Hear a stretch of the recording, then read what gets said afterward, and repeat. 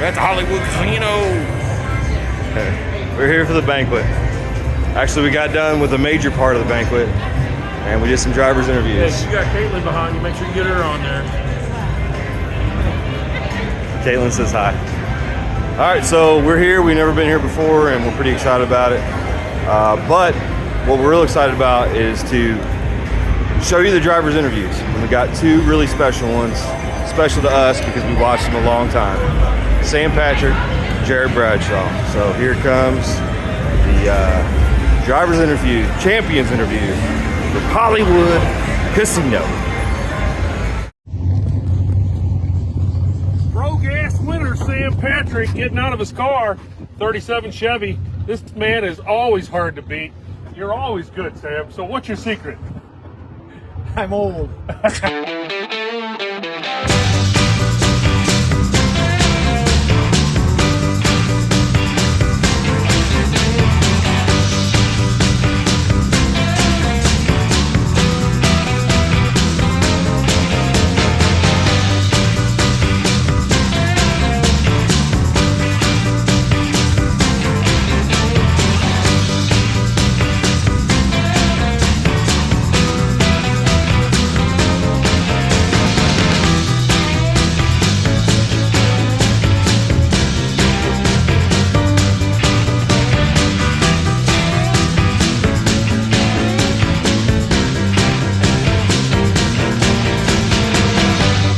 All right, Sam.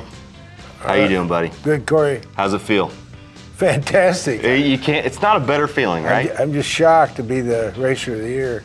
Racer of the Year was. I know that was a shock, and I knew it like just moments before you.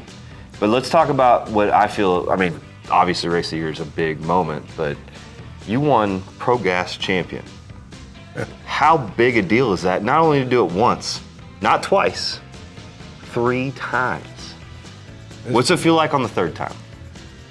Just like the first, fantastic. Yeah. Yeah, it's special to win a race. It's special to be involved with NDRL. I've won lots of bracket races, and a lot of times you don't even get a winner's circle picture. They just give you your check and, who are you again? We'll see you next time. Yeah. So. To have some recognition for the work that you put in. This is fantastic. Yeah. NDRL really promotes, making sure you have some recognition, and they did some. I assume there's a winner's video of you when you actually went down to the end of the track and come around. What kind of people did you thank? You talking about Butch when you stopped him? Did the interview? That was pretty amazing. He asked me what my success was. I told him I was old. Old and didn't know how to lose. I didn't know. No. One of these days it's going to catch up with me. Yeah. Well, hopefully not sooner than later. But I think you got a good group of people behind you.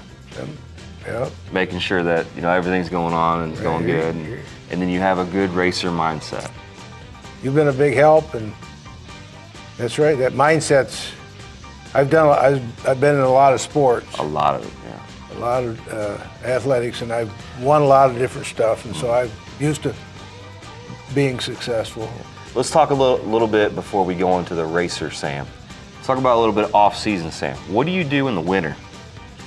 That's impressive to me still. I play softball. How many games of softball? Well, in the past, up until this year, somewhere around 100 in Florida.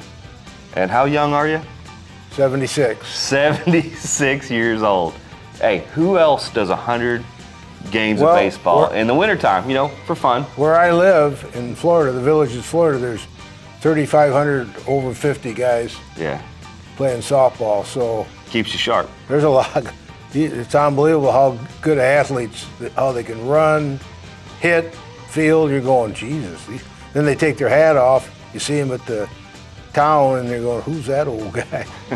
They put their hat on, they look like a young man. His little spectacles to see who you are.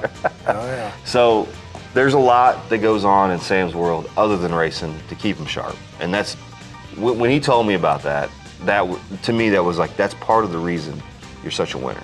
Well, it helps. Because you continue to stay sharp. And when you have balls coming at you to try to hit with a bat. Well, it's slow pitch softball, but I play third base, and let me clue you, there's some balls hit at me that you're going, Ooh. they're hit it here. And It's below camera. I've been bruised up pretty good. I understand.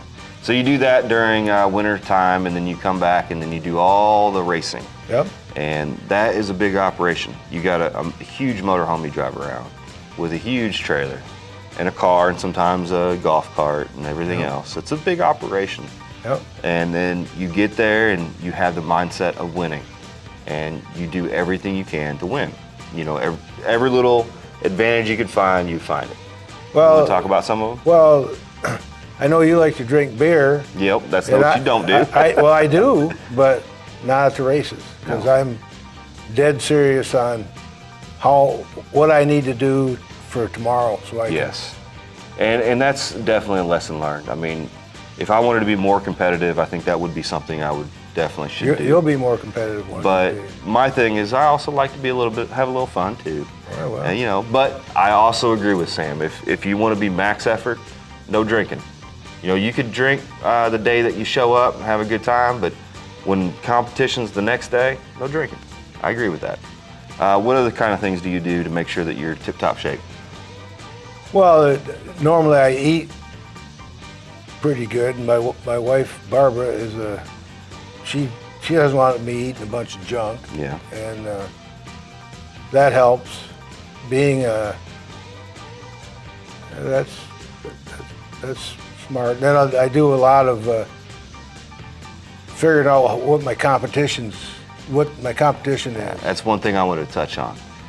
What we always say is Sam, he does his homework. He runs the replay reel, as you might say, or game day footage, where the day that everybody raced, he has all those written down. Yep. And he knows what everybody's doing, reaction times, what they ran in ETs. That's the reason this guy's a champion. He puts in the effort. He puts in all the work that it takes to become a champion, and he deserves it. Luck has something to do with it, Oh yeah. but you don't deserve it unless you prepare for it. I've been plenty lucky in the first round. Yeah. So many times through my career. Yeah. It's fantastic, Sam. Do you have any other people you want to thank? Well, obviously my wife Barbara. Yeah, for sure. You. Thank you. You've Thank given you. me a lot of help. And then I have some guys in Michigan that don't ever come to the races, but they give me endless help on my car, on my motorhome, on my new car, all kinds of different things. So And let's also thank John. You know, John that died. that passed away. Yeah. He traveled with me forever.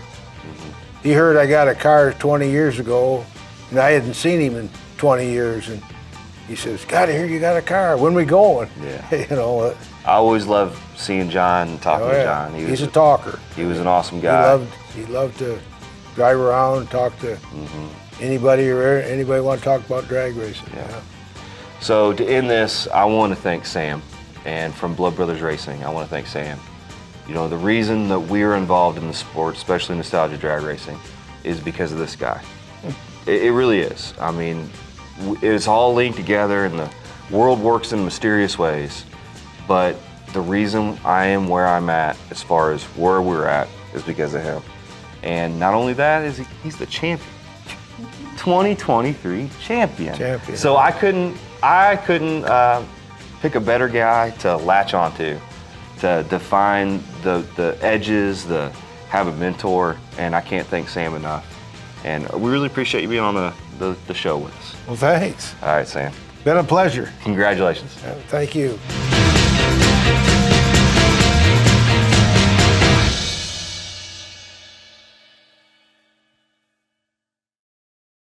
Jarrod Bradshaw right here.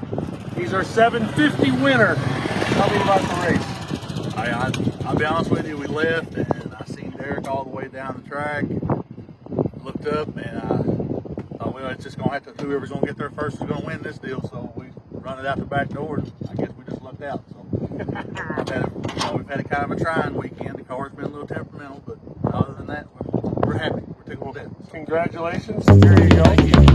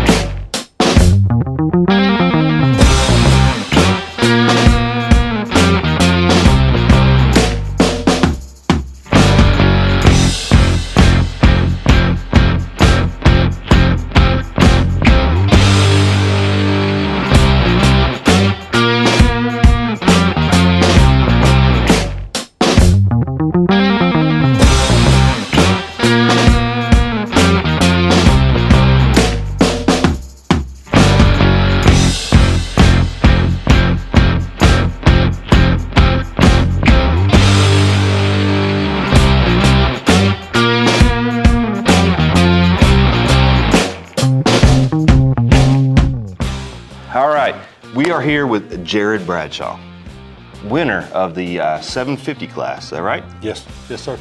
How's it feel? First Awesome. reactions? It's, in all honesty, until tonight, it just really never sunk in. Yeah, it's And, tough. Yeah. That's a tough field. And, I'm tickled to death that we done what we did, and, it's just been an unbelievable year. And, we've been doing this for almost 10 years, and now to finally pull it off, I'm just overwhelmed with it. Sometimes takes that long, right? Yes. Perseverance. Yes. Yep. So tell me about some of your strategies going into this year that made the difference, you think?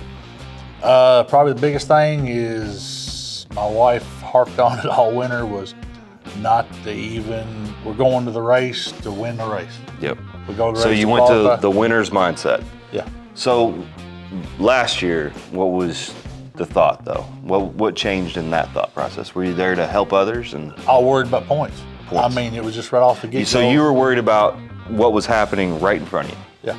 Okay. I mean, we was, qualifying. You was worrying about where you qualified, how many points this person got, and it was just, you worried about points every race and, where am I at here, what I got to do to get back to here. And going into it this year, she's like, well, we just go in, we run every race as it's the only race. You go in, we'll try to qualify as good as we can, then we'll go out and try to win the race. And then whatever happens, happens. So that makes a lot of sense when you boil it down to 6 races and you show up and you're only focused on that race. Not worried about the 6 others or 5 others you got to deal with. That is more of a chewable thing, right? Yeah. A little easier. So how was your first couple races in the year? Well, I mean, you had high and low right off the bat. We go to Indy for the first race, qualified number 1, and won that race. And just like, wow, we done it. We're awesome. What'd that feel like? Because you can't win them all without winning the first one. No. So that had to have been a high, right? Yeah. Oh, yeah. That was great. It was awesome. Especially, we qualified number 1. So I think we went dead on with a 0 during qualifying. Wow. So, it was kind of like, that's pretty good. And I remember Bo was telling me that he was talking to Becker. And they said, well, qualify. That's pretty much got qualifying locked up. Becker said, well, no, somebody can go out there and run 50 with an O and still. As long as they out mile an hour him, they'll get it. And Bo's like, did you look at the mile an hour? He went 187 mile an hour. Wow. Most of the cars are running 175. Yeah. So wow. that lucked out. That's that blower power. Yeah. Mm-hmm. That And, low end torque. And then we go to the Nostalgia Nationals at Bowling Green the next race. Couldn't hit yourself in the rear end with both hands. We qualified like 8th. Went out first round. And I thought, well, okay, now we're back to our normal season. Here we go. This is the way everything usually falls in place for us. Yeah. And then, so what? I'm sure I know the answer, but I want you to say it because I feel like you want to say it. What changed your mind out of that? Coming out of that where you lost first round. You said first round, right? Right. That hurts. Oh yeah. First round hurts the worst. Yeah. I would much rather lose second round than first round. Oh yeah. Especially at a race like the Nostalgia Nationals. You won the Green. event beforehand, and then you hit that one. And then you go to Bowling Green, which is considered our home track, and you're just like, really, I can't get this That monkey hurts. off my back. Yeah. And then after that, all right, well we go to Norwalk and let's get our, we had a decent qualifying run at Norwalk and just started going rounds and rounds, and then we were sitting there in the final with Bo, and I'm like, maybe we got something finally going on here, and I red lighted in the final round, which, hey, that's just part of it. You're trying to be competitive. Yep. But In those 00 numbers, you're just a bad red light. yeah. Yeah. And then we go to St. Louis. We ended up winning St. Louis, and after St. Louis, you start looking. Then that's when we kind of looked at the points. After St. Louis, and we're going to Michigan next. And it's kind of, we was talking on the way to Michigan. I said, what? I know we're not trying to talk about points, but the possibilities here to wrap this up at Michigan. If we can do something good at Michigan, and me and Bo was even talking. He said, we do. Both of us do decent here. We can wrap this up 1-2 and have the 1 and 2 deal solved out for the year. And then we lucked out. We won Michigan, and that pretty much wrapped it up. Yeah. We was in good shape going into Bowling Green. Didn't have to do, but didn't have to show up really. But Yeah. and I guess I told somebody, I told the people at work, they asked me, well, what are you going to worry about it for? So I said, I'm green. Yeah. I want the last one too. Yeah, you want to end it strong. I want to go ahead and get it too. So, yeah. It's wild how competitive the sport is, and there's only one winner. Yeah. And and a lot of times you're one and done. Yeah. You know. No, we had an extremely awesome year. To 6 races, we was in 5 of the final rounds of 6 races and won 4 of them. Yeah. The last 3 in a row. Insane. So, no, it's just everything fell into place, and I can't complain. You don't know how excited we were to see you do that. Well, I'm glad. We really felt you deserved it, and you put so much effort into it. And I really love your strategy about just looking forward to what's in front of you tomorrow and not working towards the bigger thing. I think that is a great strategy of being successful and finding success even in your failures if you're just worried about the next day and not the year. Right. I think it's a real good way of looking at it. And you got a great support system with your wife and the Friels family. Oh, yeah. Everything that goes on with that. You want to talk about that a little bit? Well, without my wife, I couldn't do none of it, I agree, because she's awesome. Yeah, you're right. I mean, not just the race, not just at the races, at home and everything. We was last December was involved in a bad car accident at work, and ended up, broke wrist, messed up ankle, and that's the first thing she said. Well, how you gonna get in and out of the car? I said, well, it'll just whatever's gonna happen. We'll figure it out. We'll worry about it, but. Then after to have that happen, then to have the year that we had, she was there.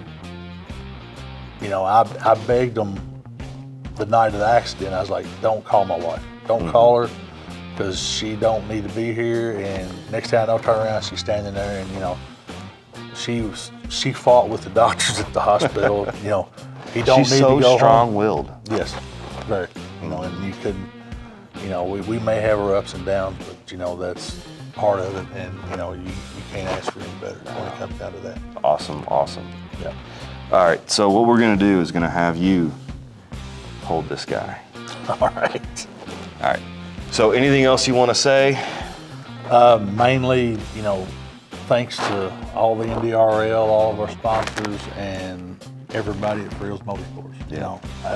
Like I say, it comes to the whole Awesome deal. group. Without Pat and Teresa even made an offer for me to drive this car, Yeah. When he had this car built, I never sat in it until we put it together. Yeah. And it just come up that we was at a race at Edgewater, and I said, "What are you going to do about the front engine car? How you going to do it?" And he said, "I can't drive them both."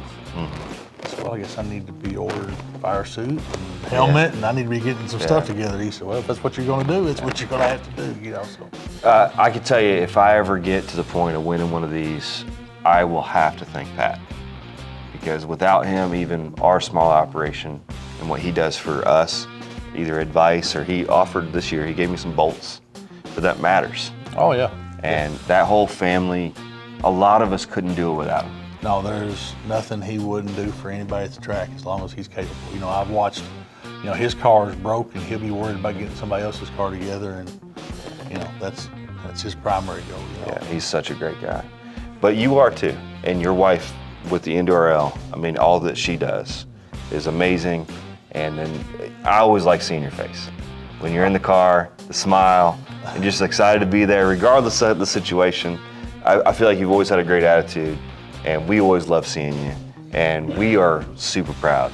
Well, it's good you haven't been down there in some of the bad days. Well, because we got in you get in some of these points chases at the end of the year, and you get frustrated. Yeah. And that's part of it. I have got out and I have been cussing, kicking, throwing stuff, and turn around and look and see somebody at the fence staring at you with that gaping look like, he just did what? So and that's a good point of sometimes you need to recognize that you don't know who's watching you. Oh yeah. And you should probably let those emotions out later, but not to say that I haven't had those too. Right. You can see some of the videos I've done where I've gotten emotional or upset at myself, that it was really just, that's just how it is. Well, when you have a passion for the sport, That's really part of the winning. yeah, you know, it's just you're as upset with the losing as you are excited with the winning. You know? Absolutely. When you really want it that bad, you know, sometimes you can't control it, but you know, I've learned a little more over the years. Yeah. To kind of watch myself and go on back, you know, and not worry about it. Well, I'm excited one day to try to be in your spot, and I'm hoping maybe you're over here asking me questions. There you go. That'll work. I'll do it. Nonetheless, Jarrod, it is an honor for us. Again, years I've watched you race, and I'm really proud of you.